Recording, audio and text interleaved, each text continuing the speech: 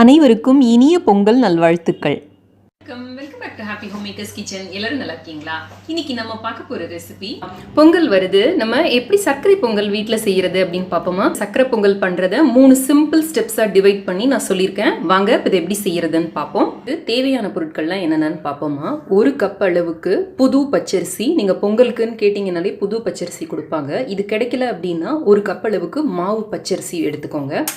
1 கப்லேருந்து 2 cup வரைக்கும் வெல்லம் எடுத்துக்கலாம். இது உங்கள் சுவை அளவுக்கு ஏற்றபடி கொஞ்சம் கூட குறைய கூட எடுத்துக்கலாம்.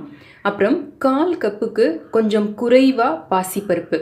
டேபிள் ஸ்பூனில் சொல்கிறதுனா 2 டேபிள் ஸ்பூன் அளவுக்கு பாசிப்பருப்பு, ஒரே 1 டேபிள் ஸ்பூன் அளவுக்கு கடலைப்பருப்பு, 3 டேபிள் ஸ்பூன் அளவுக்கு நெய். இந்த நெய் வீட்டிலே எப்படி செய்கிறது அப்படிங்கிறதுக்கான ரெசிபி லிங்க் வந்து நான் கீழே டிஸ்கிரிப்ஷன் பாக்ஸில் கொடுக்குறேன், நீங்கள் பார்த்துக்கோங்க. ஒரு சிட்டிகை பச்சை கற்பூரம், இதோ இங்கே எடுத்து வச்சிருக்கேன் பாருங்க. பச்சை கற்பூரம் எடிபிள் கேம்ஃபர் அப்படின்னு கிடைக்கும் கடைகளில். காய்ந்த திராட்சை, இது வந்து வீட்டில் எப்படி செய்வது அப்படிங்கிறதுக்கான லிங்க் நான் உங்களுக்கு டிஸ்கிரிப்ஷன் பாக்ஸில் கொடுக்குறேன், பார்த்துக்கோங்க. 1 டேபிள் ஸ்பூன் அளவுக்கு உலர்ந்த தேங்காய், அப்புறமா ஒரு 4லேருந்து 5 முந்திரி பருப்பு. இதை வந்து சின்ன சின்ன பீஸாக கட் பண்ணி போட்டுக்கலாம். நான் சொன்ன மாதிரி அந்த ஒரு சின்ன பீஸ் பச்சை கற்பூரம், இது ரொம்ப போட்டால் ஒரு மாதிரி இருக்கும், கொஞ்சமாக போட்டுக்கலாம். அப்புறம் 2 ஏலக்காய். பாசிப்பருப்பு லேசாக வாசனை வர வரைக்கும் வெறும் எண்ணெய் சட்டியில் போட்டு வறுத்துக்கோங்க.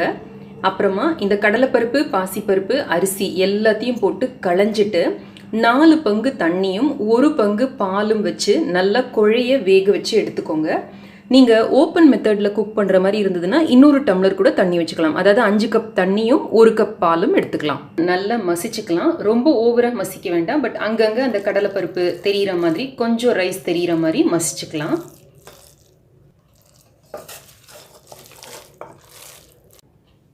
ஸோ இதுதான் நம்மளோட ஃபஸ்ட்டு ஸ்டெப்பு. வெள்ளைப்பாகு சேர்த்ததுக்கு அப்புறமா நம்மளால் சாதத்தை குழைக்க முடியாது. அதுக்கப்புறம் முழிச்சிட்டு நிற்கும் சாதம். அதனால பாகு சேர்க்கறதுக்கு முன்னாடி நீங்கள் நல்லா குழைச்சிக்கோங்க. வெல்லம் வாங்குறப்ப இந்த மாதிரி இந்த ஹைட்ரோசல்ஃபைட் இல்லாத, கெமிக்கல் இல்லாத வெல்லமாக பார்த்து வாங்கிக்கோங்க. இந்த மாதிரி இப்போ கிடைக்குது. வெல்லம் எப்படி வாங்கலாம், அதோட நன்மைகள் என்ன அப்படிங்கிறதுக்கான வீடியோ லிங்க்கும் நான் உங்களுக்கு கீழே டிஸ்கிரிப்ஷன் பாக்ஸில் கொடுக்குறேன், பார்த்துக்கோங்க. 2 கப் வெல்லத்தோட 1/2 கப் அளவுக்கு தண்ணி சேர்த்து நல்லா கொதிக்க வச்சு வடிகட்டி எடுத்து வச்சிருக்கேன். 1 டேபிள் ஸ்பூன் அளவு நெய்யை இந்த சக்கரை பாகுல விட்டோம் அப்படின்னா நமக்கு நல்லா பளபளன்னு சக்கரை பொங்கல் கிடைக்கும். நெய் சேர்க்கறது ஃபஸ்ட்டு சீக்ரெட் டிப் அந்த பளபள பொங்கலுக்கு. இன்னொன்று, 1 டீஸ்பூன் அளவுக்கு நான் ஆர்கானிக் சர்க்கரை சேர்க்கிறேன். இதுவும் வந்து நல்ல ஒரு பளபளப்பையும் ஒரு டேஸ்ட்டையும் கொடுக்கும். இது செகண்ட் டிப்ஸ்னு வச்சுக்கலாம், ட்ரிக்குன்னு வச்சுக்கலாம். கொஞ்சமாக வெள்ளைப்பாகு எடுத்து இந்த மாதிரி 1 கப் தண்ணியில் போட்டு பார்த்தோம் அப்படின்னா நல்லா உருட்டுற பதத்துக்கு வரணும்.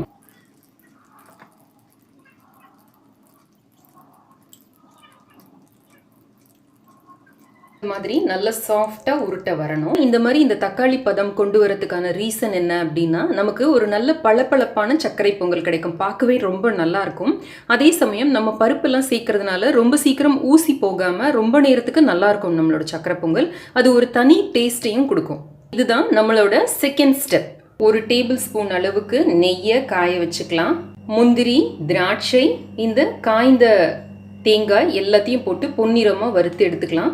உங்களுக்கு விருப்பமான ஜாதிக்காய் கூட ஒரே ஒரு உரசி ஒரு சின்ன பீஸ் கிரேட் பண்ணி போடலாம்.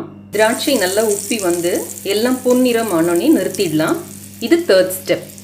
திரும்ப அடுப்பை ஏற்றி நம்ம செய்து வச்சிருக்கிற இந்த பாகு கலவையை இதில் சேர்த்துக்கலாம். பாகா பண்ணினதுனால ரொம்ப சீக்கிரம் நமக்கு கலந்து கரெக்டான பதத்தில் கிடைக்கும். இப்போ பாருங்கள், கரெக்டான பதத்தில் இருக்குது. இப்போ இதோட இந்த பச்சை கற்பூரம் இருக்குது பார்த்தீங்களா, இதை பொடி பண்ணி ஆட் பண்ணிக்கலாம். 1/4 டீஸ்பூன் அளவுக்கு ஏலக்காய் பொடி, முந்திரி திராட்சை கலவையும் கலந்துக்கலாம். இப்போ நம்ம 3வது டேபிள் ஸ்பூன் நெய் ஆட் பண்ணிக்கலாம். அதில் ரிச்சாக நிறைய நெய்யில் பண்ண மாதிரி இருக்கும் இந்த சக்கரை பொங்கல்.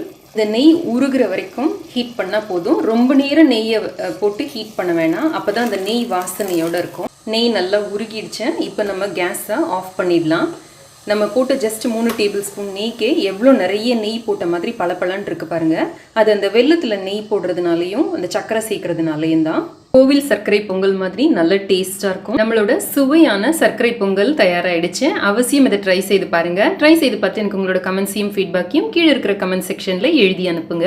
இந்த வீடியோ பிடிச்சிருந்ததுன்னா லைக் பண்ணுங்க, நம்ம சேனலுக்கு சப்ஸ்கிரைப் பண்ணி ஹாப்பி ஹோம் மேக்கர் குடும்பத்தில் ஒரு அங்கத்தினராக சேர்ந்துருங்க. இணைந்திருங்கள் ஹாப்பி ஹோம் மேக்கருடன். என்னாலும் நன்றி, வணக்கம். ஆரோக்கியமான சமையல், ஆனந்தமான வாழ்க்கை. அனைவருக்கும் இனிய பொங்கல் நல்வாழ்த்துக்கள்.